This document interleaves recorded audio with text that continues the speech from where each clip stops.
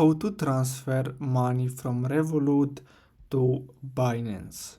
So the first step is to go to Binance and then simply click on buy crypto.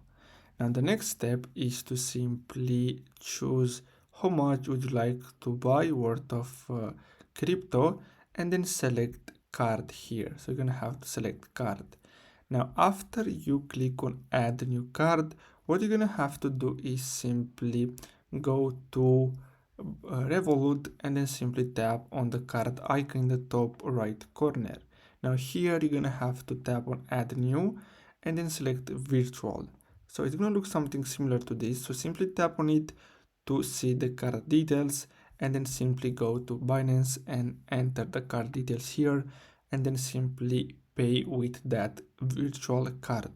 So basically this is how you can basically send money. I hope you found this video helpful. Thanks for watching.